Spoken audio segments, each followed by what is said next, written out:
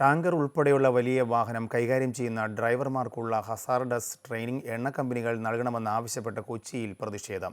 CITUവിൻ്റെ നേതൃത്വത്തിൽ ഇരുമ്പനത്ത് പ്രതിഷേധ മാർച്ചും ധർണയും സംഘടിപ്പിച്ചു. ലൈസൻസ് പ്രതിസന്ധി പരിഹരിക്കാത്ത പക്ഷം പ്രതിഷേധം ശക്തമാക്കാനാണ് തൊഴിലാളി യൂണിയനുകളുടെ തീരുമാനം. അപകടകരമായ ചരക്കുവാഹനം ഓടിക്കുന്നവർക്കുള്ള ഹസാർഡ്സ് ലൈസൻസ് പുതുക്കുന്നതിനുള്ള മാനദണ്ഡങ്ങളിൽ ജനുവരി 1 മുതലാണ് സംസ്ഥാനം മാറ്റം വരുത്തിയത്. മുമ്പ് ഒരു ദിവസത്തെ ട്രെയിനിംഗ് എന്നത് 3 ദിവസമാക്കി. 1500 രൂപ ഫീസ് 5000 ആക്കി ഉയർത്തി. ഇതാണ് ഡ്രൈവർമാരുടെ എതിർപ്പ് ശക്തമാകാനുള്ള പ്രധാന കാരണം. 5 വർഷത്തേക്കാണ് ഹെവി ലൈസൻസ് നൽകുന്നത്. ഹസാർഡ് ലൈസൻസ് 3 വർഷത്തേക്കും. ഇതുമൂലം 2 തവണ വൻ തുക മുടക്കി ഹസാർഡ് ലൈസൻസ് എടുക്കേണ്ടതായി വരും. ഇതിന്റെ സാമ്പത്തിക ബാധ്യത എണ്ണ കമ്പനികൾ ഏറ്റെടുക്കണമെന്നാണ് തൊഴിലാളികളുടെ ആവശ്യം. ഇനി മുതൽ പുതുക്കുന്നതിന് ഭീമമായ തുക, മിനിമം 5000 രൂപയെ പറഞ്ഞിട്ടുള്ളൂ.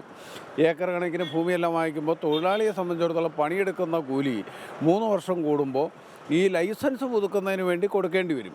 അതുകൊണ്ട് ഞങ്ങളിപ്പോൾ ഇന്നത്തെ മാർച്ചിൽ ആവശ്യപ്പെടുന്ന എണ്ണ കമ്പനികൾക്ക് ഇത് ചെയ്യാൻ വേണ്ടി കഴിയും. അവർക്കിടെ ട്രെയിനിങ് സെൻ്ററുണ്ട്. ആ ഫെസിലിറ്റീസ് ഉപയോഗിച്ചുകൊണ്ട് എണ്ണ കമ്പനികൾ തന്നെ ഈ ഹസാർഡസ് ലൈസൻസ് കൊടുക്കുന്നതിനാവശ്യമായ സൗകര്യം ഒരുക്കണം എന്നുകൂടി ഡിമാൻഡ് ഉന്നയിച്ചുകൊണ്ടാണ്. അതോടൊപ്പം തന്നെ ഭാരതീയ ന്യായ സംഹിത 2023 10 വർഷക്കാലം ഡ്രൈവർമാരെ തടവിലിടുന്ന 106(2) വകുപ്പ് പിൻവലിക്കുക തുടങ്ങിയ ആവശ്യങ്ങളാണ് ഈ സമരത്തിൻ്റെ ഭാഗമായി ഈ സമരം കൂടുതൽ.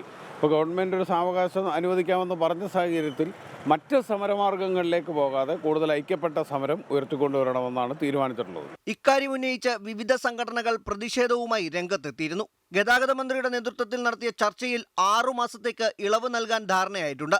എന്നാൽ ഇതിന് ശാശ്വത പരിഹാരമുണ്ടാകുന്നതുവരെ പ്രക്ഷോഭം തുടരാനാണ് യൂണിയനുകളുടെ തീരുമാനം.